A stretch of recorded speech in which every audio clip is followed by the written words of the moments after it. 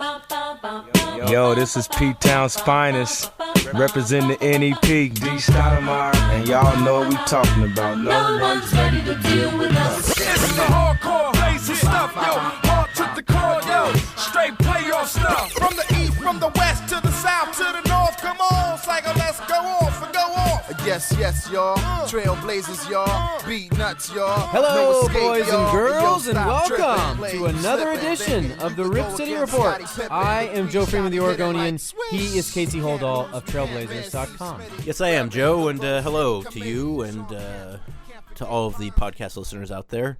Hello. A happy farewell to March to those of you, and a hello to April for those of you who are listening tomorrow. Yes, it's good to be here at this point of the season. It's arguably the best time of the season in these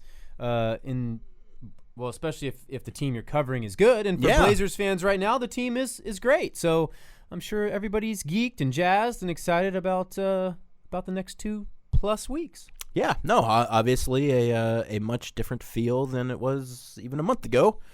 People excited. I did a pregame chalk talk last night with some sponsors, and that was mentioned that people were feeling a lot better about the team and were excited, and particularly coming off a couple great games as well. A game against the Rockets, obviously a fun game. The game against the Nuggets, huge playoff implications. Also a really fun, interesting game. I got a text from my mom saying that she thought it was a good game, which she does not do very often. So a little revitalization here in Rip City, and it's good to see. I'm happy for people. There was one gentleman who had swung by our area after your chalk talk who was very excited. He had his face painted. He had a signed Nicholas Batum jersey, and he had one of those, like, we're number one foam hands. Yeah, he did. So he was really feeling not only Nurkic fever, but Blazers fever. Yeah, shout out to that guy, by the way, too. I didn't get your name, fella, but he works for a large soft drink distributor.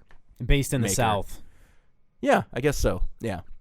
Actually, I guess Atlanta. they're a sponsor. I think it's Atlanta. Well, no, just... Oh, yeah. Be careful. Coke products are fantastic. And I won over the crowd, actually, by starting by extolling my love for Cherry Coke. So once I started talking about how happy I was that we had Cherry Coke back in the media room, the rest of the shop talk went swimmingly. Yeah, exactly. Well, yeah, it is the last day of March, and again, he's Casey Holdall, and I'm Joe Freeman. You can follow Casey on Twitter at @chold, and you can check out his fine content at blazers.com/forwardcenter. And you can check out mine and my colleagues' content at OregonLive.com/Blazers. And you can follow me on Twitter at BlazerFreeman. Real quick, since we're talking about Twitter, just real fast, I just want to say that new update's Bush League. Hate it. I picked C-Hold as my username because it was short. Mm-hmm. And now there's no reason for me to have done that because they're taking your username out of the 140 characters. So I guess that makes sense. But, all these years, I've been going by a shortened name with the explicit purpose of giving people more opportunity to respond to me, and now all that hard work is gone, Joe. I didn't know what I was doing when I created my Twitter account. Like, I just was like, okay, I guess I should do this, and I probably would have picked something different besides Blazer Freeman. Yeah, you wouldn't want to associate it with the team, Joe. I don't even associate mine with the team when I work for these guys. Yeah, I mean, it was, you cover the Blazers. My last name's Freeman. It's just what I did. I don't know why. Is Joe Freeman available? Let's look up who here's Joe the Freeman deal. is. Yeah. Joe Freeman is owned by someone from another country who appears to have not had any Twitter action in years. And so if I had any connection with anybody in Twitter, I think they could probably handle that for me and get me that account. I mean, there's got to be some rule about inactivity. Yeah. And Joe Freeman on Twitter has one follower, I'm guessing is himself, and his tweets are protected. Yeah. So and his location is... Switzerland or something? Well, I think it's Munich. Oh, Munich. Did the Germans spell Munich without the H? Munic? Perhaps. That would make sense. Either way, if anyone out there, I do know we have a few listeners who work at Twitter who follow the podcast. So, hey, get in contact with Joe Freeman at the Oregonian. He would like the Joe Freeman Twitter account. I would love the Joe Freeman Twitter. It's just going to waste right now. Yeah. I mean, I don't, I have a reasonable following, and I feel like I have as much right to that as anybody else. I mean, he obviously got it first, so good on him, but I want to see what comes up. Who comes up first when I see it? Nah, I can't look it up here. I wanted to see what Joe Freeman came up first when he searched for Joe Freeman, and I'm obviously, when I Google search Joe Freeman, I'm just going to get all your stuff because they know. They know what you want. There's Joe Freeman Photography. There also is the San Antonio Spurs home arena. The AT&T Center is a cavernous arena, sort of out in the middle of nowhere. However, right next door to it is the Joe Freeman Coliseum, a much smaller venue. I think hosts a lot of rodeo stuff, and when they do their rodeo stuff there in San Antonio, they take up both of those venues and the surrounding parking lot. So there's a Joe Freeman Coliseum as well. Joe Freeman Jr. is a Northwest artist and photographer, and he's got some good stuff here on Instagram, actually. Good on him, representing the name proper like. Ansel nice, Adams-y style, indeed. Black and white. Yeah, some nice snow pictures, some nice waterfall pictures. That's good nice. on him. Okay, back to the show. Sorry, I didn't mean to hijack that there. No, it's okay. If I end up getting the Twitter handle Joe That's Freeman, true. If something was accomplished, then the first time this podcast will have accomplished anything. Indeed. Let's get to news and notes then. The Blazers defeated the Houston Rockets 117-107 Thursday night at the Moda Center as Damian Lillard recorded 31 points and 11 assists. Yusuf Nurkic had another double-double, 19 points and 11 rebounds, and he added 3 blocks. And Mo Harkless had arguably his best game of the season with 17 points, 6 rebounds, 3 blocks, and 2 steals. He was all over the place. It was the Blazers' season-high 5th consecutive victory, and they improved to 13-3 in March, which I'm sure everybody saw coming at the beginning of March. The win also increased the Blazers' hold on the 8th seed in the West, moving them a game and a half ahead of the Denver Nuggets with 7 to play. I think the Nuggets play tonight at Charlotte, and then they finish a 3-game trip against the Miami Heat after that. Look at you, Joe. Just right off the top of the noggin. Yeah. Well, I know that the Nuggets, when they were each had 8 games left, the Blazers were 6 of 8 at home, and the Nuggets were 6 of 8 on the road. And right. So, By the way, too, since you mentioned it, Shaquille O'Neal saying that Yusuf Nurkic pronounces his first name wrong, which I think is interesting for a guy named Shaquille. Yeah, I like to call him Shaquille. He pronounces his name wrong. Yeah, exactly. Shaquille. I don't know. I just came up with that. But why not? If he's going to dog someone else's name. Yeah. So I sort of assumed, going back to Yusuf's name, that it is the Bosnian name for Joseph. Right? Joseph? That would have been my assumption. Yeah. Sure. So I thought you were going to follow that up with, but I got nothing more. Beyond he and I are sort of name brothers, except for my real name is not Joseph. It's just Joe. It's just Joe. Interesting. Joe. Yeah. I kept trying to spell it with a Y for the Yusuf? first couple times. Yeah, exactly. It took me a good 3 days to learn how to pronounce it correctly. But once you get it, you got it. Yeah, it's kind of like the fever. Once the Nurkic fever sticks to you, you can't shake it. Okay, looking ahead at the Blazers' immediate schedule, they host the Phoenix Suns Saturday night and then leave for a 2-game trip against Minnesota and Utah on Monday and Tuesday. Those will be their last 2 road games of the year. They finish with 4 at home down the stretch. And then lastly, an update on the Blazers' first-round draft picks. Right now, as it stands, if the season were to end today, the Blazers, their hot streak has lessened the goodness of their own pick. They would now be selecting number 15 overall. They would also be selecting number 20 overall, courtesy of the Memphis Grizzlies via the Denver Nuggets. Or is that reverse that? Nah, we'll just stick with it. I wasn't paying attention anyways, Joe, so I don't know. I was just looking at these emojis that someone made. Well, it's good to know that your focus is with us today. Well, I know that you got this part on lockdown, Joe. I can let the mind wander right now. And then finally their third pick, 'cause they do have 3 first-round picks in the 2017 NBA draft. This one will come courtesy of the Cleveland Cavaliers, whose loss cemented their at least temporary hold on the number 2 spot instead of the number 1 spot in the East, which means the Blazers would get the number 25 overall pick. So today, season were to end, as the standings are now, they would get 15, 20, and 25. Real factors of 5 draft picks there. All right.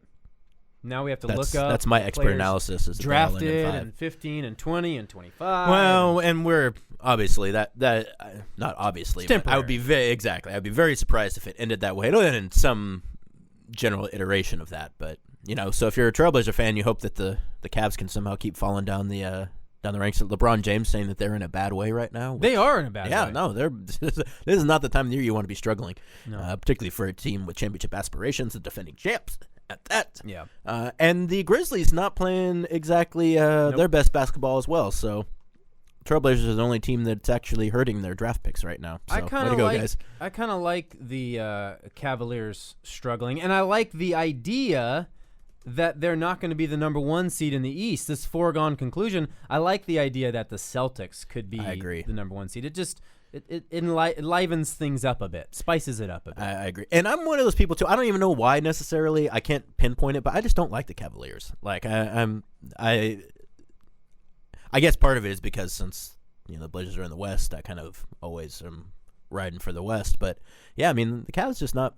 I don't know. I'm just not feeling it. Well, I'm still carrying that LeBron grudge from years and years and years back. You got the LeBron grudge? Wanted a basketball to hit me in the head. Shout out to Boobie Gibson for stopping that basketball from hitting me in the face. Was that in? No, that was here. here. It was here. Yeah, it was when he was with Cleveland the last time, when they were still doing like their whole like before the game, acting like they're taking pictures and the layup line and so on and so forth. Boy, it's pretty striking. If you ever watch the what's the documentary that accompanies Red Hot and Rollin'? The Blazers. There's a documentary that they filmed that goes with that book. They've shown it. You've seen it at the Hollywood Theater. Well, no, I think that is Red Hot and Rollin'. I don't think it had anything to do with the book, right? Well, I guess if you find the book, it's usually attached to the no, sleeve. you're right about that. Yeah. What is it called? I think it's just called Red Hot and Rollin'. No, isn't the it? movie's called something different. Shucks. Are you sure? It's a 2-word title. I'm positive it's not Red Hot and Rollin'. Just Google Red Hot and Rollin' movie. Anyway, one of the parts of that movie that is incredible to me, and it's as a Blazers fan, I would recommend checking it out. It's an interesting documentary that offers very intriguing behind the scenes look at Fast Break. Fast Break. Yeah. Thank you. But just a total random observation you make from that is in the NBA Finals. In the pregame introductions, it consists exclusively of the players running out and going like, hey, like in a circle, and that's it. Mm-hmm. There's no crazy over-the-top introductions and like, LeBron throwing the powder off Joe's up. Yard, everybody. The dance. No. I'm not saying it's good or bad. I'm not passing judgment. I'm just saying it is crazy the evolution in that time to what it's become. I guess it really shows you how much this not only has the sport grown, but its popularity and absolutely, how it is an entertainment property. It's a sport and an entertainment. It's a show. Indeed, judging by the 800 Blazer dancers and stunt team workers and the spectacle that is every pregame and every time. Sure, all those streamers and streamers. I feel like the Blazers pregame intros are fairly muted. Yeah. And what I like about them, and they've been like this for years, going back to when Nate McMillan was a coach, there's not a whole lot of, like the Blazers are out there ready to play at tip. And timeouts, they're ready to go. Like a lot of teams lollygag around and they're doing all kinds of, the Blazers are ready. When it's time to go, it's time to go. So I kind of respect that. I appreciate that too. Yeah. Keep it moving. Speaking of keeping it moving, exactly. You had mentioned that the Grizzlies were struggling a little bit. Their schedule is relatively forgiving the rest of the way, though. I just looked it up. First of all, they beat the Pacers on Wednesday, but they have the Mavericks at home. They're at the Lakers, at the Spurs, who very well might be resting their players. They have the Thunder, and then they close with the Knicks, Pistons, and Mavericks at home. So for those of you clinging to, I don't know what the word is, hope or prayer or whatever, that the Blazers could potentially catch them for the seventh. Possibility, there you go. I don't see that happening. I don't either. 4 games to make up in 7 games is, basically the Grizzlies would have to absolutely tank to have that happen. And to be perfectly honest, purely selfish, I would rather play the Golden State Warriors, or I would rather cover the Golden State Warriors Blazers series. I'm not playing anything. That was stupid to say that. I would rather do that, though. So, and the thing is, too, are your chances versus the Warriors that much worse than your chances versus the Spurs? They did beat the Spurs in San Antonio this year, so I guess in that regard, you have to say a little bit, because I'm pretty sure they've lost to the Warriors every game this year. Correct. Joe is nodding. He said yes. They got smoked. That's what I had thought as well. So, so I guess it would be slightly better, but still, it's not that much better. And, I'd rather Damian in Oakland. Who knows what happens there. I like that better than trying to bank on a winning a game in San Antonio. I pretty much exclusively only care about myself. And that's perfectly fair, too, Joe. There's nothing wrong with that. That hour and a half / 2 hour flight down there, and it's very, very easy. I like the hotel we stay at in San Francisco. The hotel we stay at in New Orleans or in San Antonio was in a constant state of being remodeled, like literally like going back like 5 years. We stayed there when Nate was the coach and then stopped staying there. And then we went back because the hotel we used to stay at, it was right on the Riverwalk and a mariachi band, and people assume that it's the work of Spurs fans, would play in the Riverwalk right in front of the hotel on game days, like the entire day, basically. So the team was like, screw this, we're moving. And now we're in another hotel, which again always seems to be under construction. Well, and I was going to say, for visiting teams, they always have the people driving by honking their horns and stuff, waking you up in the morning from the Riverwalk as well. So, and the thing about playoffs as well, this is a little inside baseball team hotel travel.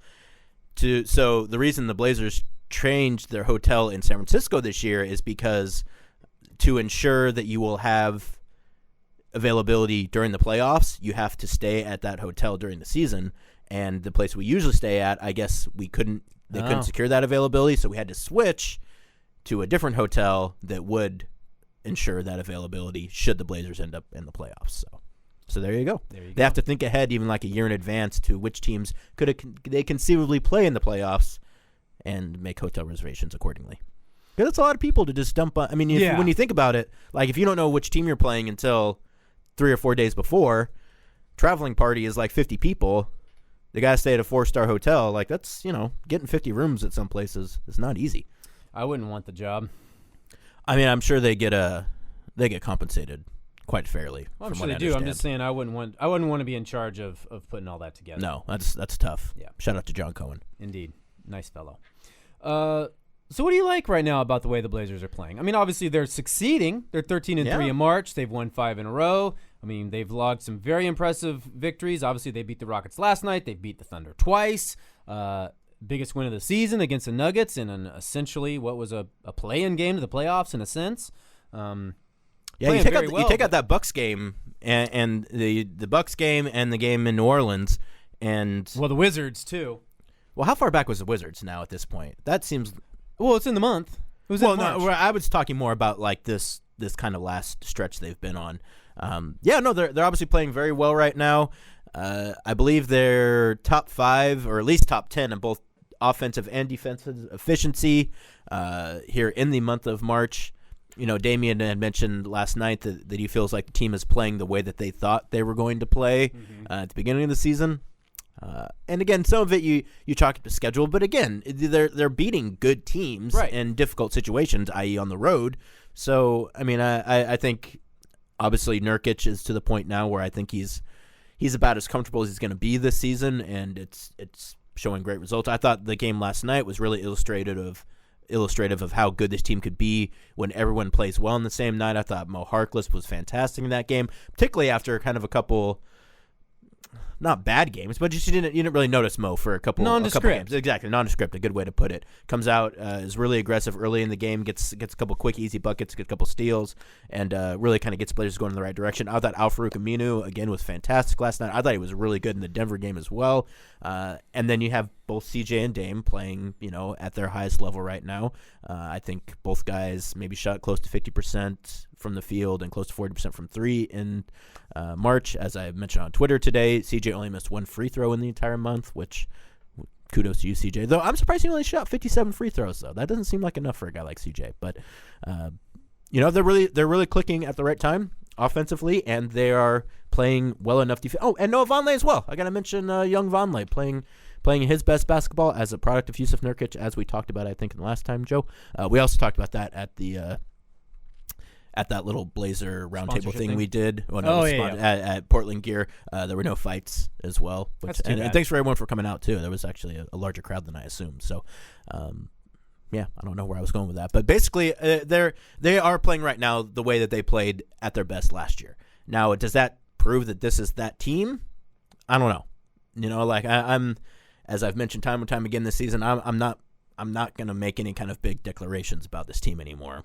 at least this season, because it could all go sideways. Who knows? But they do seem to be. I mean, they're peaking at the right time, if nothing else. Yeah, and I don't know what the exact number off the top of my head, but my colleague Mike Richmond pointed out yesterday when we were chatting after the game that in this month, I think it's this month, the Blazers' defensive rating is looking that up right now, Joe. It's top 10. It might be top 6. I think 7 is the number that's sticking out to me right now, but I'm gonna get it for you. For some reason, I thought 6, but so they're averaging over 111 points a game in the month, or right around 111. So their offensive net rating is very top 6 or 7. Their defensive rating is top 6 or 7 or 10 or whatever it is. So I mean, that's the special sauce right there. Absolutely. When you're top 10 in both, you're a good team. Right now, in the month of March, the Blazers are 8th in defensive efficiency at 104.2 points per 100 possessions, and they are 3rd in offensive efficiency. Did I say defensive efficiency in the last one? Correct. Okay, good. And they're 3rd in offensive efficiency at 112.6 points per 100 possessions, behind only the Nuggets and the Rockets. Let's look at a post All-Star as well, just to give a bit of a broader look at where the Trailblazers have been since the All-Star break. And once again, in terms of offensive rating, they are 3rd at 111.6 points per 100 possessions. Defensive rating, they're 9th at 104.9 for a net rating of 6.6, which is 4th since the All-Star break. So long story short, they're playing better defense. Their offense has finally started to click, and they're winning ball games because of it. One thing, and I wrote about this this morning. What is today? Friday? Yes. This Friday morning is there, and you touched on this a little bit in what you just said, but they're starting to get contributions from a lot more guys. Yeah. Their depth is finally starting to show, and obviously Damian Lillard has been absurd in March. I think he's the 3rd highest scorer in the NBA in the month. He's a strong candidate for Player of the Month, which we'll get into later.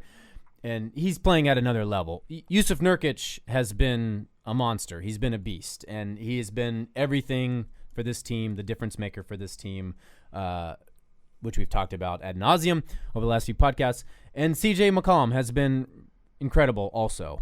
But you're seeing last night, especially, what we saw is when Mo Harkless does what he did against the Rockets, when Aminu is doing what he's been doing the past really few weeks in a lot of respects. Al-Farouq has been good since, I feel like, at least 3-4 weeks. I feel like he's on like a month and a half, 2 months of really strong, solid play. Yeah. And Alan Crabb, he's had some 18-point games, some 16-point games. Last I checked, I don't know what it is today, but he ranked 3rd in the NBA in 3-point shooting percentage.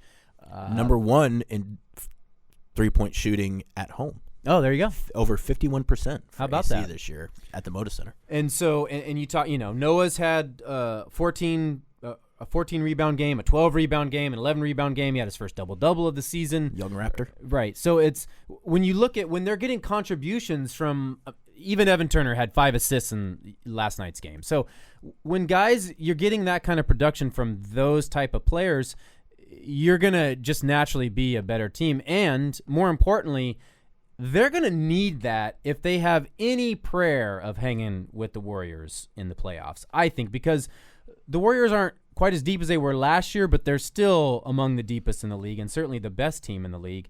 And we saw it last year in the first round of the playoffs against the Clippers. You had big outings from Mason Plumlee. You had incredible outings from Al-Farouq Aminu. You're going to need big nights from those unexpected places if you hope to make any noise and do any damage against the Warriors. Or any playoff team, because as we saw last year in the playoffs, what do teams do against the Portland Trailblazers? They sell out on Damian Lillard and CJ McCollum. As well they should. And they make someone else on the Blazers beat them. Last year, it was Mason Plumlee who was able to kind of set things up, and obviously injuries doing a fair share of the work as well. But to your point, Joe, when you do get the playoffs, assuming the Blazers are going to get there, which I thought interesting, Mike D'Antoni said yesterday, Blazers will make the playoffs, like in his postgame. He had said something about they're going to be tough in the playoffs, and then he's like, they'll make the playoffs. Yeah. So Sorry, Denver Nuggets fans or Mike Malone. I mean, yeah, whoever. I think a month ago I said I've never been more convinced the Blazers will not make the playoffs. Then they traded for Nurkic. Right now, I'm never been more convinced that they will make the playoffs. Yeah. It just seems to me to be a foregone conclusion. Foregone conclusion. I wouldn't go that far, but they're definitely in the prohibitive favorites as we might talk about here in a little bit. So that's what they have to do. They need it from everybody on the team, and you're not going to get the kind of production from the entire roster like they got versus the Rockets. I mean, I think it's unrealistic to expect that.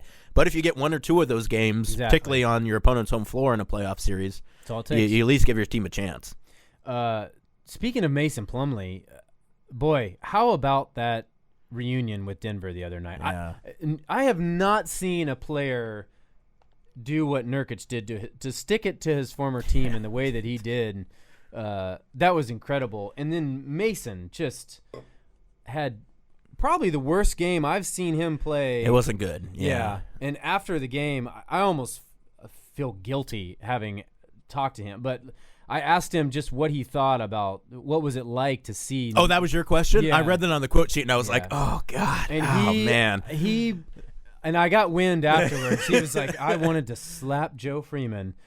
He was not happy about the question, but it's like, you got to do your job, and but what a crazy moment for him to have to sit there. And then the Blazers didn't even announce Mason's name when he came to the game. Yeah, and I heard some people mentioning that, and the way that played out, that was not at all intentional. It's like the Blazers made a substitution, and they announced that, and they were cheered for that, and then Plumlee came in right after that, so it kind of got lost in the shuffle. Yeah, I wasn't suggesting it was on purpose. Well, I know, but I did, and I saw some people too being like, "Oh man, that's messed up that they didn't recognize." And I mean, I can tell people, everyone in the organization loves Plumlee. I mean, like they sure. They love the guy, so like they would have no reason to not recognize him. It was just weird the way it played out there. So. Yeah, and Plumlee too. Since you mentioned it, Plumlee's definitely a guy who he will let you know when he doesn't like something you did. On multiple occasions, he would pull me aside and be like, "I didn't really appreciate that." And I'd be like, "All right, let's just keep it moving now, Mace." And but a good guy too. Like he'd tell you that, and then you move on. Right. He didn't tell me. He told someone else on the team who told me. I always got it firsthand. Yeah.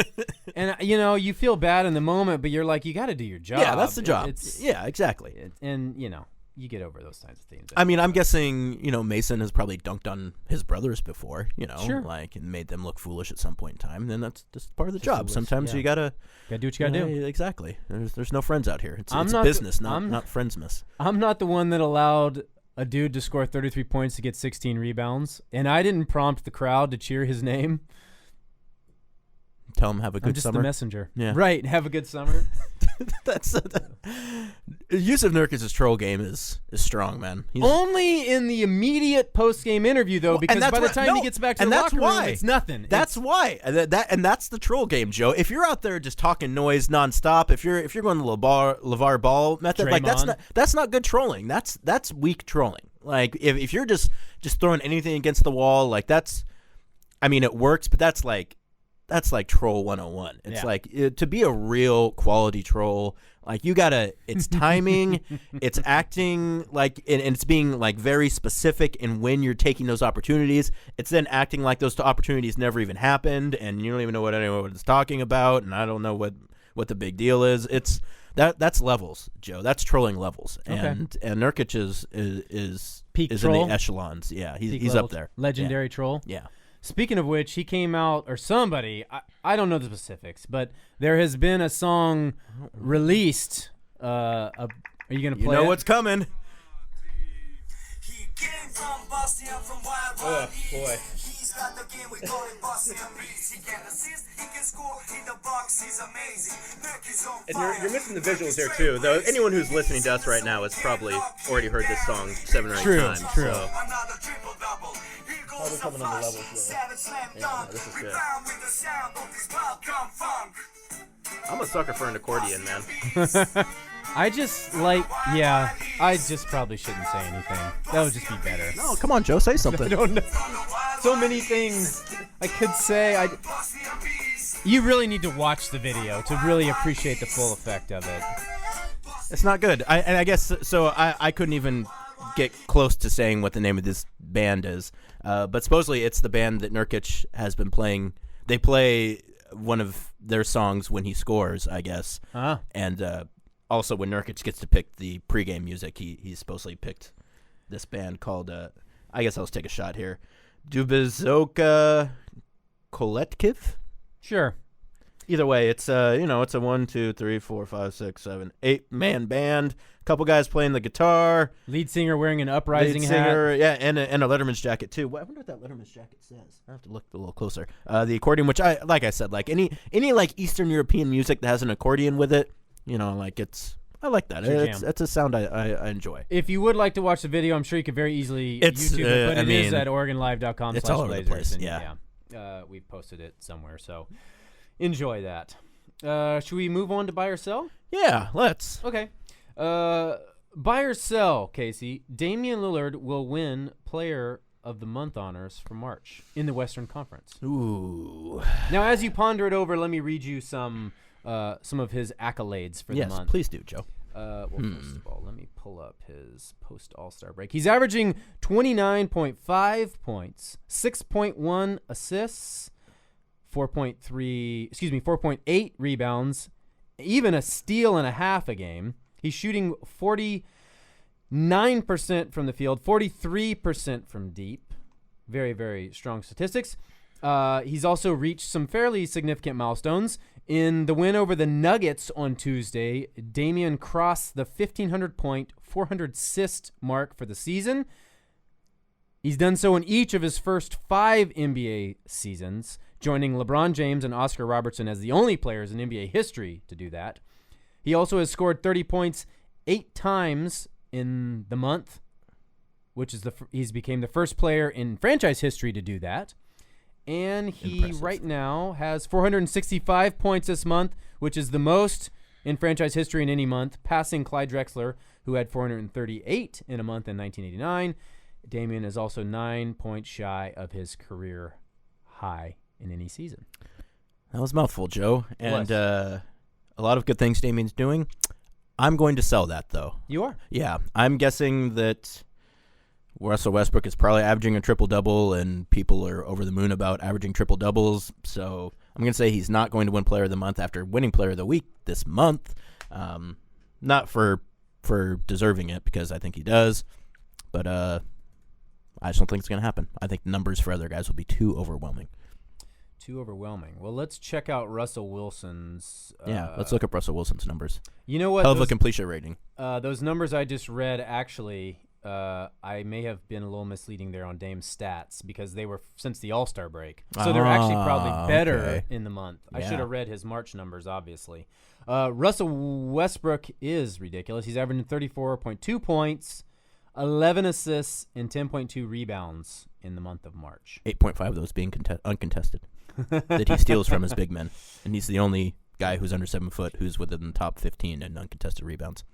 So, Damian's numbers are roughly exactly the same, more or less, March to post All-Star break as I look at it. So very comparable. Now, the one thing I don't know is what the Thunder's record is since the All-Star break or in the month. And for that reason, I'm going to buy. I think Damian will win Player of the Month in March because the Blazers were left for dead. They went 13-3 in March. I think that means something. They've won every big game they needed to win. They had one kind of stolen from them, obviously the Wizards game and everything that went down with that. And they beat Denver in a marquee game to more or less at least give them the upper hand for the playoffs. Let's say that. Win over the Rockets. 2 wins over said Westbrook. So that's true. You gotta put that in there as well. And just with how I'm guessing the Thunder's record in March has probably been decent, but probably closer, closer to 500, but closer than 13-3, I guess. But I don't have what their record is off the top of my head. I was gonna look up what James Harden's March was like. He's averaging 31.6 points, 10.9 assists, and 7.7 rebounds. So he has a steal and a half also. So he is averaging quite a prolific amount himself. So it'll be fun to see, I guess. Yeah. And we're done with March for the Blazers' perspective, so no more stats gathering for Damian. Next, buy or sell, similar question. Terry Stotts will win Coach of the Month. That I will buy. Terry Stotts, I believe, will win Coach of the Month for March. As you mentioned, 13-3. Is that correct? That's correct. Best record in the NBA. Typically, Coach of the Month will go to the coach who has the best record that month, unless they've done something. I mean, because I guess they're coaches, so what else would you gauge them on other than their team's win-loss record? So yeah, I think he will win it. I think he deserves it. I believe he won it once last year, maybe in March. He won it, I think, for February. February, yeah, it was sometime after the New Year. It was when we were in New York, whenever that was. Yeah, I can't even remember when we were in New York this year, let alone. I just know we were there for the entire slate of games, but besides that, I agree. I don't remember either at this point. Okay, so you're going with. I'm going with buying. He is going to win playa of the month, maybe, but coach of the month will go to Terry Stotts. It was in February last year.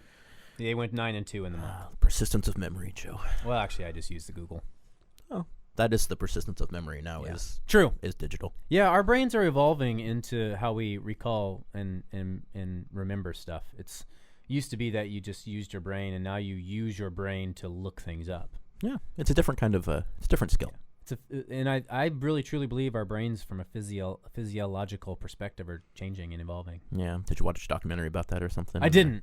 No. I mean, I've watched documentaries on like the singularity and all that, but yeah. You complain about not eating chicken, and then I eat chicken. Well, but it's got to be like it just needs to be. It's got to jump through hoops. Sure. Joe's. If my chicken can jump through a hoop, then it's a good chicken to eat. Yeah. Delicious chicken.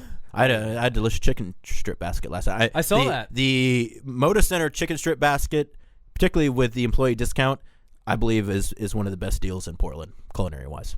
It's delicious. There you go. It. That should be. Is it from just the regular concession stand? Foul language is good, but I just go to the straight up regular old concession stand one. They always wear Canby Cougar hats. I guess I don't know how that worked. I think it must be a fundraiser. Yeah, well, I think local nonprofits or whatever schools. I guess they maybe get a cut of that. I don't know how that works. All I know is that the one I go to, they're always wearing Canby Cougars. Now things. I'm still reeling. There's an establishment in the Moda Center that sells chicken strips that is called Foul Language. Yeah, no, it's like a triple entendre, Joe. It's a good joke. You want to talk about levels? The Foul Language is levels. Levels on levels. Yeah, exactly. You got the bird and the sport and the fouling and the language. I think you have to be careful about if you're eating foul food, though. I mean, you can go in a bad way on that too. That's true. You're dealing with culinary. It's. I guess it is a calculated risk to associate your product with that, but they just fried the hell out of that chicken though, so there's nothing living in there but deliciousness and flavor. And when you go get that basket, you tell them that Casey and Joe sent you. You should, yeah. In fact, anytime you ever go anywhere that we have mentioned on the podcast, you should definitely mention that. Which, by the way, I think today's the last day, or it's already passed. I don't know if anyone recommended us for the Willamette Week Best Podcast or not. Oh, I totally forgot about that. So we have one day to do that. I don't know. I think it might have already passed too. That's too bad. I mean, it would make sense if it was the 31st, but for some reason the 28th is sticking out in my head too. Huh. So you would think you have through the end of the month for something like that.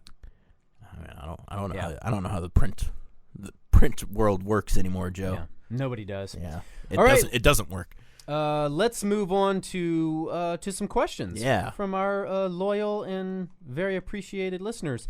First up, and as always, we solicit questions on Twitter. You can follow Casey at Seahold. You can follow me at Blazer Freeman. First up, from David Canfield. I'm getting greedy here. Is there any chance we could sneak into the 7th seed? Thanks for the podcast. #Go Blazers.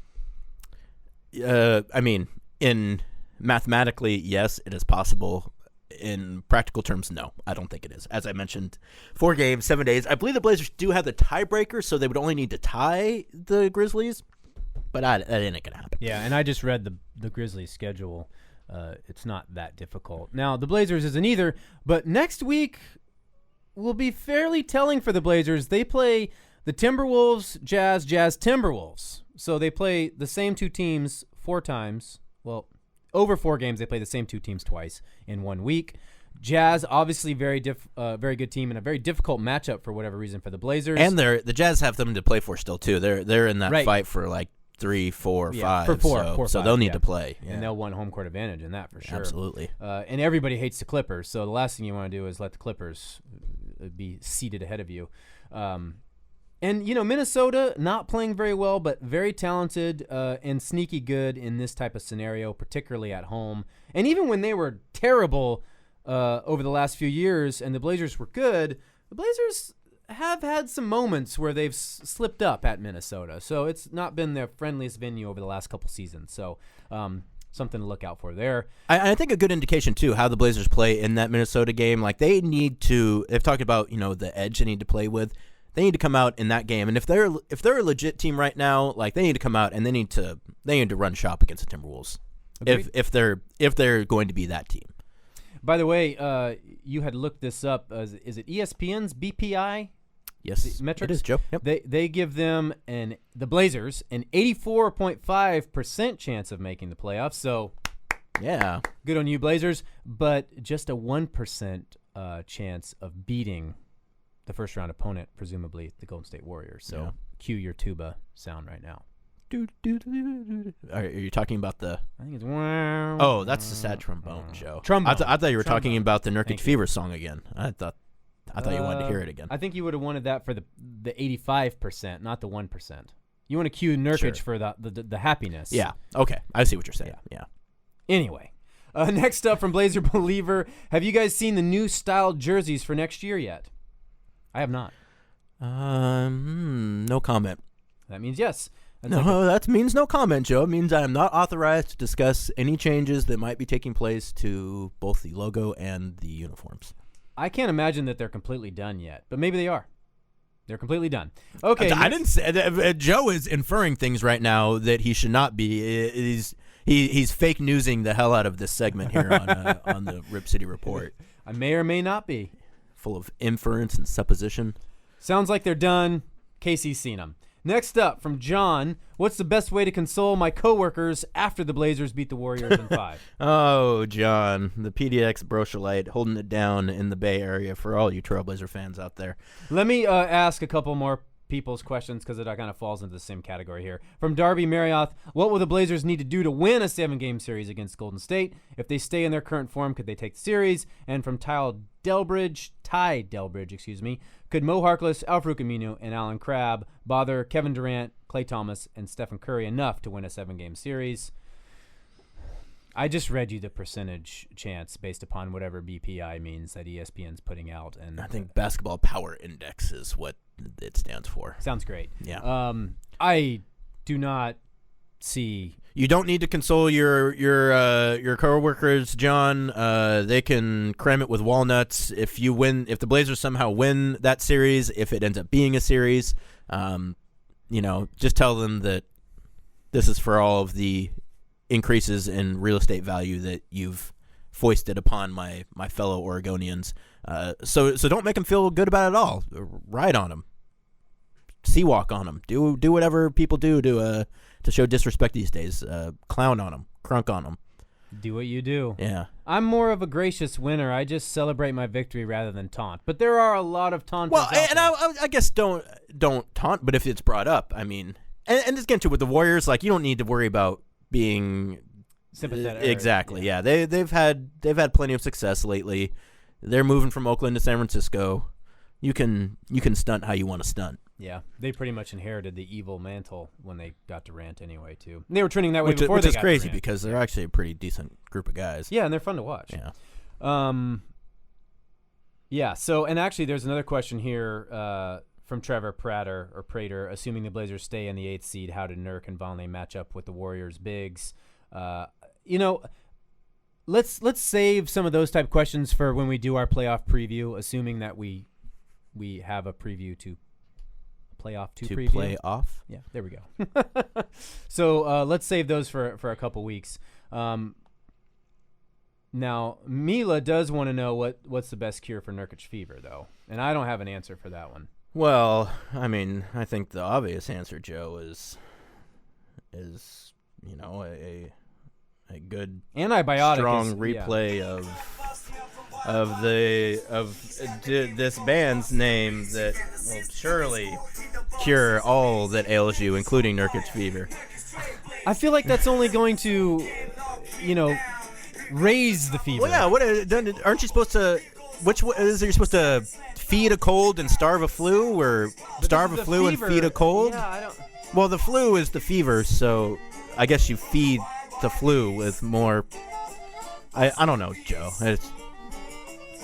I like the guy with the dyed hair and the dyed blonde hair. You don't see many guys with bleach blonde dyed hair anymore on this side of the country, so it's good the rest of the world is keeping that up. Representing. Yeah.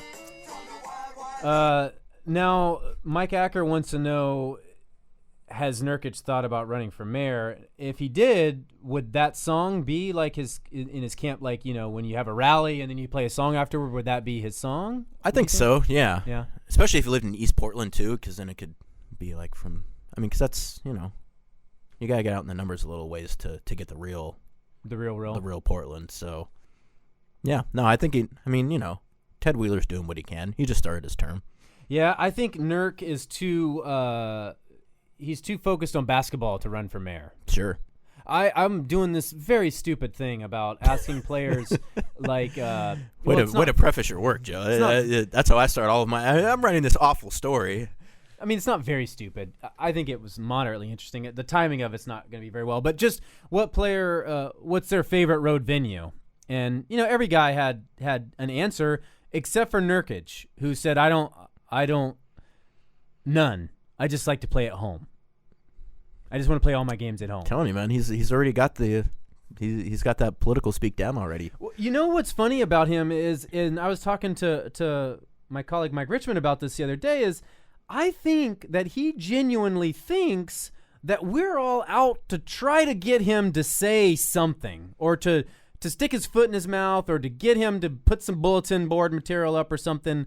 Because when he gets in these interview sessions, he is very, very plain. Like, he is very, very, like... Well, I mean, I think I can attribute that to something, Joe, and it's not our fault. But I think when he first came and he made some statements about his playing situation in Denver, I think they came off a little harsh, maybe, to the people back in Denver. And I think that maybe since then he just doesn't want to go there. He doesn't want to do that. Yeah, exactly. So I think that, like any 22-year-old, you say things sometimes you wish you would. And I'm not necessarily saying that he didn't want to say those things, but just the notion that, I think he's trying to move on and doesn't want to seem as though he's rubbing salt in any wounds. So yeah, and I was like, there's a way.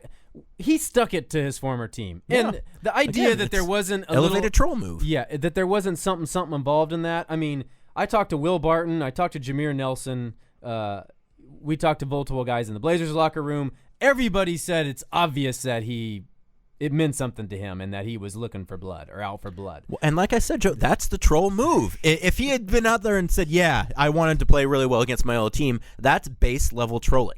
Real trolling is, oh no, it's just another game. I just want to win for us, and it's just all about our locker room and what we're doing here, and I wish them nothing but the best, and I have a lot of good relationships there. If you want to let your old girlfriend/boyfriend feel bad about not being with them anymore, you don't say, oh, I've really been thinking a lot about our relationship, and then I saw him the other day, and now it's, I felt better about it. It's like, no, we're friends and we've moved on, and it's, we've gone our separate ways. That's the move, Joe. That's a good analogy. That's something I guess I fumbled through it a little bit. No, but I know what you're saying. Yeah, because me viewing his situation is from a strictly journalistic reporting standpoint. You want the goods. I just want him to say something alluring or at least something interesting. Sure. None of which he did after his on-court interview in front of what was left of 20,000 fans. And again, that's another troll move, is to not give the people what they want, like, explicitly. You gotta, like, dangle it like exactly. You give them a little piece, like, oh, hey, maybe we're actually going to get to a point where everything is normal, and you're not heckling, and then it's like, bam, just a little something. Okay, Darby Marrioth wants to know who wins in a no-holes-barred back alley street fight between one team is Rasheed Wallace and Zach Randolph. Wait. I'm a little confused. I thought it was Rasheed Wallace and Zach Randolph versus the Morris twins. Yeah, I think that's it. So Rasheed Wallace and Zach Randolph fight the Morris twins. Who wins?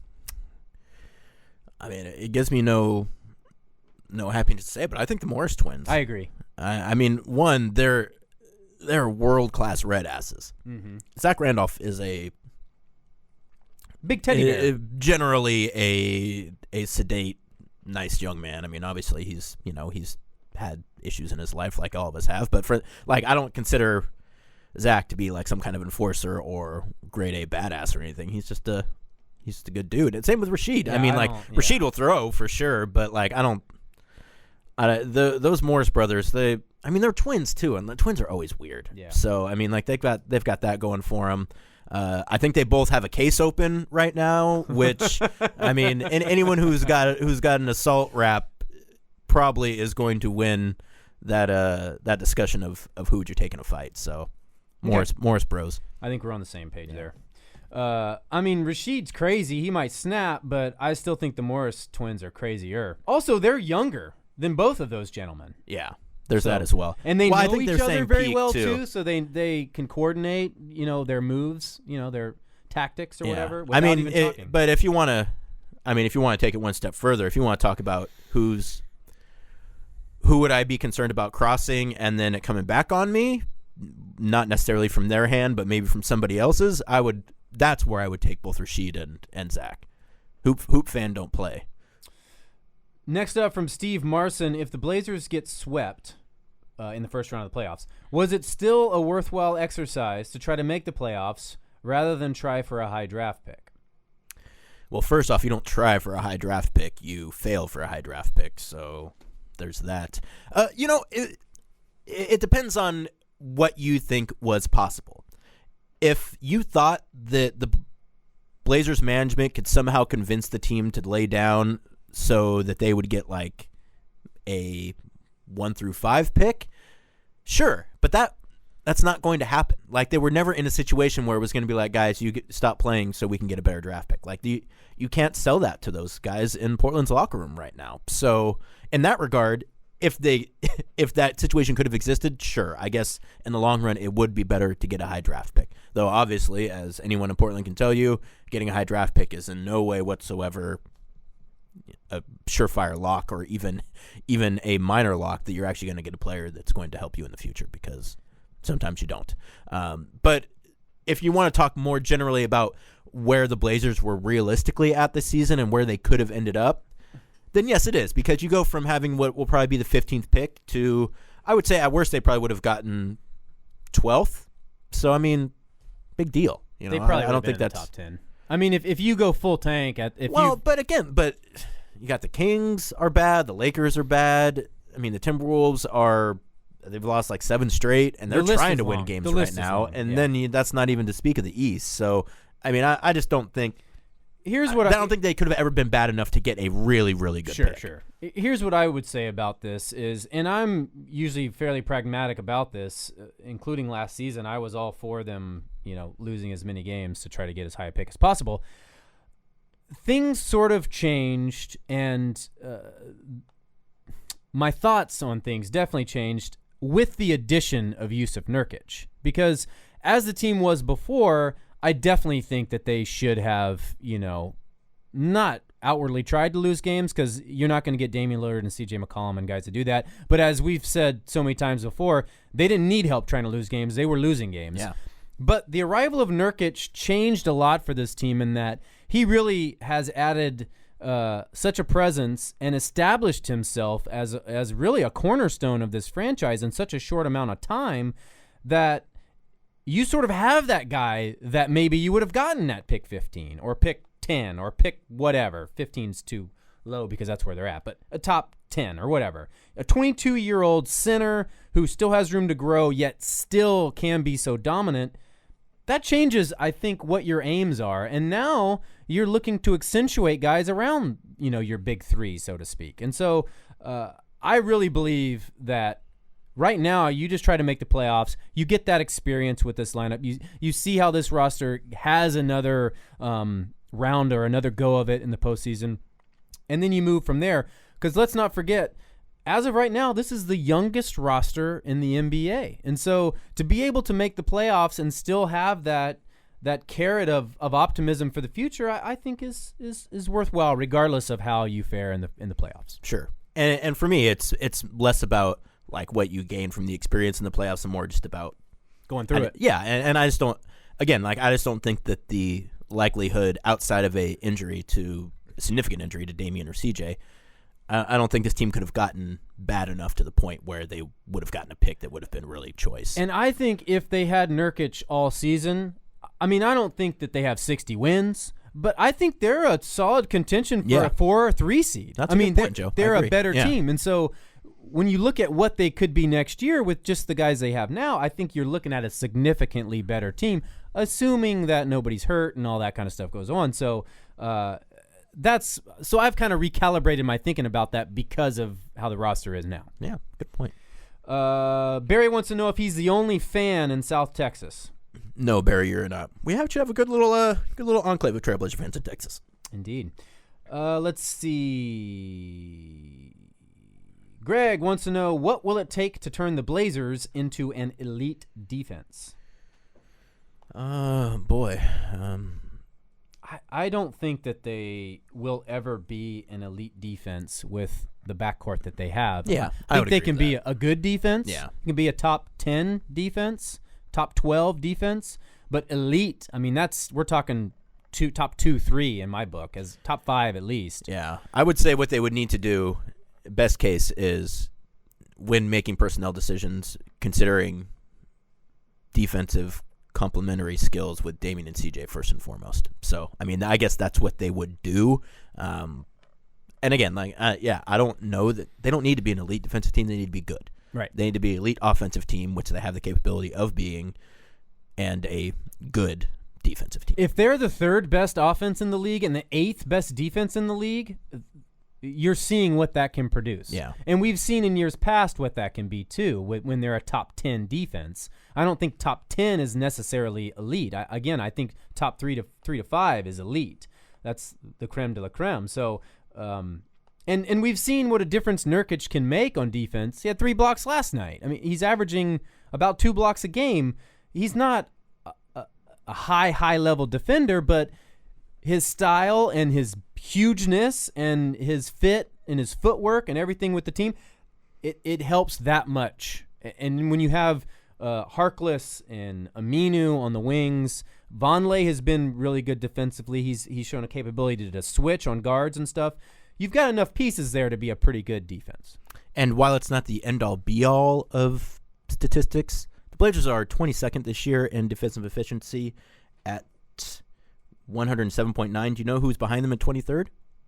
Who? The Cleveland Cavaliers, team that will most likely come out of the East to play in the finals. So, just goes to show that you don't necessarily have to have the absolute best defense, though. And I don't know if this is the best illustration because Cleveland's poor defense this season will probably be what keeps them from winning a championship this year. But baby steps, you know. Next up from Billy Lynn, what do you think is the Blazers' best crunch time lineup? Is it Nurkic, Harkless, Crabbe, McCollum, and Lillard? So Nurkic. CJ, Dame, Nurkic, and then Mo and AC. And it's the best defensive? It just says best crunch time lineup. Best crunch time. Yeah. You can make a case for that. Last night it was very good in crunch time. You could also make a case that Aminu could replace either Mo or Crabbe, probably Mo, because you want AC in there for shooting. I think some combination of those 6 players is your best crunch time lineup. Yeah, Is that a cop-out? Yeah. Well, no, because I do. If you have AC in there, you can play Aminu because he gives you the shooting that Mo, while not like a knockdown shooter by any stretch, is a good 3-point shooter, a decent 3-point shooter. Get that bonus. 500. Yeah, exactly. Mo, I'm pulling for you to get that half a mil by shooting 35% this year. So yeah, I think that is probably their best crunch time lineup. Okay, next up from 40 Blasters. The player pick situation has changed a lot since July. Please explain how Neil Olshey was able to stockpile so many assets. Okay, here we go. Obviously, they have their own pick this season. Correct. They did not have their pick last year. They did not. They acquired Memphis's first-round pick from Denver. Denver had acquired that in an earlier trade with Memphis. So they acquired Memphis's first-round pick from Denver in the Nurkic trade. So not only did they get a franchise center, they also got a first-round draft pick. And then in that deal last year for Anderson Varejao, they originally acquired a 2018 first-round pick from the Cleveland Cavaliers. Earlier this year, to facilitate the Cavaliers being able to trade for Kyle Korver, the Blazers swapped that 2018 pick for the Cavs' 2017 pick. So there's your 3 first-round picks this year and how they got them. And I don't believe they have any second-round picks this year. That I don't know, but I think you're right because I think they traded them away in multiple trades. Yeah, and second-round picks, it's like who can keep track of when those picks got conveyed to whoever? That's tough stuff. Okay, Greg Brock wants to know what's your most memorable moment of the last 10 games? I mean, probably Nurkic telling the Nuggets to have a good summer. I mean, I guess that was technically after the game, but that's fairly memorable to me. I'm guessing Joe's going to say something Al-Farouq Aminu based. Oh my gosh, that shot that he had last night where he was falling out out of bounds. He had to to put it up. Come on. That was the most. That was the winner. That was of all the Al-Farouq Aminu moments this year. That was the moment. But I was, I had a good time in New Orleans. I had a fun time in New Orleans. That is what's memorable to me. Oh, okay. You're talking off the court. Sure. I mean, if we're talking, Blazers and what goes on, it has to be Nurkic. Either I might actually go. Was that game against the 76ers? Yeah, that was within 10 games ago. So yeah, that would be a good one. It might have been a little after 10. Oh, was it? It might have been like 13 or 14. Man. So I guess I have to go with Nurkic against the Nuggets, just because. Again, I don't recall a guy sticking it to his former team in such a emphatic and demonstrative manner. That game meant so much to both those teams, and really even more to Denver, because the Blazers already had the tiebreaker by then. So Denver was basically playing for its playoff lives, and then just got decimated and demolished by their former guy. So, what was interesting about that too? What, Joe? The post-game scene, you could tell that he was a really well-liked guy on that team. Mm-hmm. Multiple guys came up, gave him hugs, gave him handshakes, had something like legitimate to say to him quietly in his ear, and that's kind of indicative of the type of character a guy has when your former teammates are like that too. Yeah, and it makes you, I guess, not question, because I don't think just because your teammates liked you doesn't mean that you weren't maybe an issue in the locker room, but it does kind of, again, from what we've seen from Nurkic in Portland so far, it just makes me kind of question the narrative that, well, he was a bum in Denver and they had to move him because he's a bum. It's like, no, they had to move him because him and Nikola Jokic are just too similar. But this whole notion that he was some kind of awful force in the locker room. I mean, granted, the walking out during the middle of a game, not a great look. But I mean, obviously it wasn't. There doesn't seem to be any animosity, at least with the players. So. And that's really what you have to worry about more. It's like if players don't like each other to the point where they really don't like each other, it's hard to construct a team and keep it together and have them play well if there's guys on the team that really aren't feeling it. Correct. Next up from Stuart Campbell, great podcast, thanks. Yeah, thank you, Stuart. I'm a big Ed Davis fan. How's he doing? Have you gotten to talk to him much since his surgery? I've chatted with him a couple times. He says he's doing well. He's walking around with a sling on his surgically repaired shoulder. Has not stopped him from looking very dapper. He's still representing at games. One of the best dressers on the team. Yeah, and he's in high spirits, if you will. Seems to be in good spirits, and I think he's kind of missing out being a part of this run, but he's enjoying watching his team rebound. Absolutely. No, yeah, Ed seems to be doing okay. Next up, I think we kind of answered your question about defense, Jared. Rip City Revival wants to know, I know you aren't Blazer fans, quote-unquote fans, but is there any other NBA team you root for more or at all? I root for players. Yeah, I like to see guys do well, particularly former players. I like to see former Trailblazers. I always enjoy seeing do well. And I mostly root for just entertaining good basketball. Same here. Yeah. I root for what's going to be the most fun. Yeah. So, I mean, as far as it's kind of the way that I think sports fandom works sometimes. I think more of the teams that I don't like rather than the other teams that I do like. And again, like even with the Blazers, and I've said this before, like I mean, while I want them to win, and generally I more want them to win for themselves. Like I want the players and coaches to have success because I want them to have success. It's not about I want them to have success because I'm Casey, a Trailblazer fan, and I want to feel good about it. Like for me, it's more about I want to see these people that I work with have good times, not so much I hope this comes back because it makes me feel good. Okay. Christian Willis wants to know, do you think the Blazers will use all 3 of their picks, or do you think they will move 1 or 2? I think they'll move 1 or 2. Yeah, I think we've covered that, and we both agree they will not end up using all 3. From Levi Loss, excuse me, Levi, if I pronounced your last name incorrectly. It's looking like we may get within 1 to 2 wins of last year's win total after another awful start to the season. Basically, he wants to know, is it the same or different reasons for the similarity? I guess he means why they keep getting off to bad starts. Basically, yeah. Well, last year, I think it made a lot of sense. They were not supposed to be very good, and they were trying to figure each other out. It was a collection of essentially a whole new team. Yeah. I mean, part of it is they seem to have a tough schedule to start seasons with. And to be frank, too, if they hadn't made the trade for Nurkic, they would be playing the same way right now as they were playing earlier in the season. I believe that, which is that sometimes they'd have some good wins, and then they'd follow it up with some trash losses. So, I think it's the reasons why between last year and this year are completely disparate. I mean, in the last year they started off rough, but got it turned in the right direction. Their defense improved, and they made a run. I mean, which I guess is the overarching idea is the same, but the reasons for it happening last year, I just think they finally caught heat and played the kind of basketball that they thought they could play. This year, I think it's been because of Nurkic. Yeah, and Damian's played at another level too. That too. But I think it's definitely different.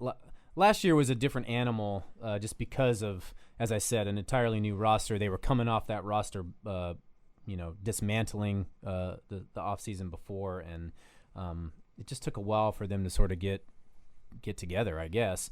This year, they've just simply underperformed all season. Yeah. And I think they were hot for 2 months last year, and that inflated expectations of what I think was probably not quite as good of a team as they made us believe they were.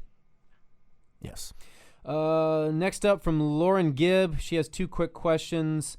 She wants to wish Chris Koivisto the best of luck. Hey, yeah, good luck in San Diego, Chris. Yeah, the social, I don't know his official title. It's been title. a pleasure.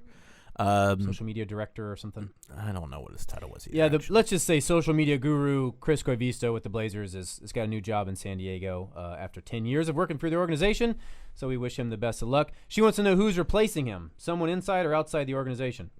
Don't know. To be determined. We're probably going to post that position sometime after the regular season. I'm guessing we'll probably have some internal candidates. I will not be one of them. And I'm guessing we will get a bevy of qualified candidates as well. A word of warning, running social media accounts for an NBA team is not nearly as fun as you probably think it is. And in fact, it's kind of miserable. So, boy, that's a sales job for well, that job. exactly. Yeah. So if you're really serious about it, just go into it eyes open, knowing that you're going to work a lot. You're going to have a lot of attention paid to you. You're going to receive criticism when you do things that you would not even consider mistakes, and you gotta take that. And especially when it comes from higher up in the organization, that's pressure. Okay, and Lauren's second question is: when you and I are at away games, is it hard for a fan to come up and meet with us for a chat? Is there much free time for that? Halftime is always a good time. Halftime's good. I had like 4 people stop by post game in Atlanta, which was fine because I had most of my story already written. But that was a little bit difficult. To answer your question, it is very easy. And a lot of places we're basically sitting in the crowd anyways. Yeah. So all you probably got to do is turn around and wave, and we'll probably be right there. Yeah, but a tip: it is not the best time to do it immediately after a game because we are typically on deadline when we have to file something at the buzzer. So that would not be the best. I would suggest halftime. Yeah, I would too. And also too, if you do come over after the game and you get kind of brushed off, know that it's nothing personal. It's just, as Joe mentioned, like it is the part where you have to focus and get stuff out quickly, and it's hard to do that if you're trying to have a conversation. It's nothing personal if it's me. If it's Casey, it's just because he's a jerk. Yeah. Okay. I was next going to up go the other way. from- I'm much more accommodating for our fans, by the way, Joe. Oh, come on. No, it's not even close. I'm the one that they always come to and say, hey, I'm really a fan of the podcast. They know who you are, Joe. The reason they don't come to you, though, is because you have this affect of being a jerk, and they're afraid to approach you. We all know this is nonsense. No, it's completely true. You just don't see them come to me because they come to me and I'm above you. And No, then they get to they're you. standing right there. They never. It always starts with me, and maybe I'm just the more recognizable of the two of us, which would make sense. I mean, you're a guy with a beard living in Portland. I mean, you could be anyone. I'm got a huge guy head with a and beard bald. living in This is Portland. barely a beard, by the way, too. And I actually cut it off on accident. I switched beard trimmers, and I didn't realize the blade guard was. The numbers are different on it. Uh-oh. And so basically cut. I mean, which I was already thinking about doing anyways, and it's a trash thin beard anyways, but It's a nice looking beard, Casey. long story And short, don't tell people that I'm mean because they might believe you. long story short, I welcome anyone coming and saying hello. Yeah, even please though, come and say even hi. though Joe doesn't. We're glad to hear from you. He's obviously kidding. Next up from Nerd I'm not of kidding. Prey. Did you see the new Game of Thrones trailer? Do you think they delayed Season 7 until July so the Blazers won't be distracted in the playoffs? I can say no on both. I haven't seen it yet. I have seen it. I watched it yesterday. Not a whole lot to go off there, other than that Cersei and Daenerys and Jon are all still around, and They don't need the White to Walkers. They don't need to tantalize us. We're gonna watch. Well, People are going back to watch. They got to sell subscriptions. So Well, I I'm mean, but guessing they're that- not gonna. They don't need to offer too many. They're not going to give away any secrets in the trailer, but no, it's shaping up to finish off. I mean, I think the real question is not whether or not they're holding it till after the playoffs. It's whether George R.R. Martin is going to live long enough to finish up whatever it is that he's writing. Though I guess at this point they're basically out not even there. going Yeah, off yeah, the books anymore. They're They're like, out yeah, there. we're making this up now. Okay, next up from Johnny C. Just curious, is Festus Ezeli definitely out for the season and postseason? Yes. 100%. Next up, and lastly, from Partial, it's both of us, if we couldn't be reporters, what would we want to do for our careers? Well, if I had been smart enough, I would have wanted to be a veterinarian. Yeah, I could see that. I love animals. Yeah, you do. That would be a good job for you. I would probably be like a college professor. I think it would be fun to.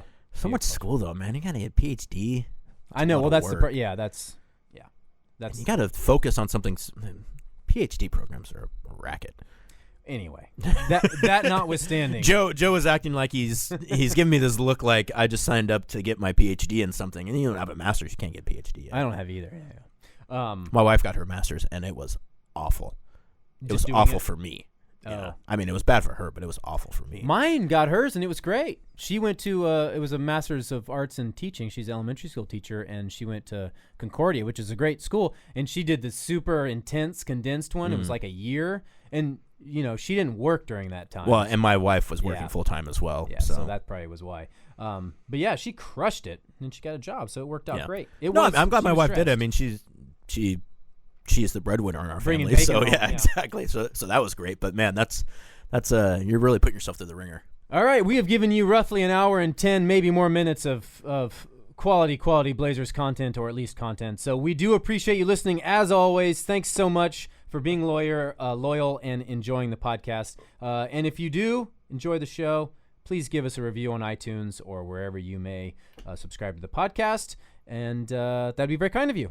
By the way, too, as I mentioned at the Blazer Banter meetup, that Eric Gunderson, who also does a podcast, he told people to make sure to give him a 5-star review, which I thought was quite base. You'll notice here on the Rip City Report that we ask you to give us a review, but we don't tell you what to give us. We want honest critique. Eric Gunderson, he just wants pats on the back. So. Yeah. I mean, we pretty much tell you assume you'll something. give us a 5-star Yeah, review. I but mean, I you're think welcome we to give do a us good whatever you product, want. but you should whatever rating you feel the podcast is worth. That's what you should do. We're not trying to tell you that. Don't listen to those people trying to pump up their podcast ratings. We want the real numbers here. Pretty soon we're going to cross 100. That's right. Yeah, it's looking like it's going to time out almost right with the end of the regular season. So how about that? Nothing's going to happen. As we talked about before the show, we'd like to do something, but it just means more work for us. Yeah. And especially this time of year, like there's plenty of work already. It's too bad we couldn't do a live show with like a lot, like with with listeners around. And as someone who did a live show for a couple years, Joe, I don't know that it has. I mean, like on location or something. Like I've done that too. Yeah. Well, but this is actually a good show though. That would be the difference. The other show was not good. So yeah, maybe actually doing a live on location show that actually is not awful. I mean, yeah, that's possible. Supposedly, we were supposed to do this on Periscope or Facebook Live until Chris Corvisto quit. So and he got a new job. Yeah, exactly. He started down that path, and then he's like, yeah, I'm leaving, guys. So deal with it yourself. All right. Thank you so much for listening. We'll talk to you again next week. Enjoy the stretch run. 60 degrees, here comes a paint, Kobe. Pippin' and he's popping a three. Try and catch him coming down the court. Bonzi Wells, what a handle. It's amazing what he do for the sport. Damon Stoudemire saves the day, a.k.a. Mighty Mouse. Gonna show all of you scrubs how to play. What a show. Why the Lakers even want it with us, you know. No one's ready to deal with us.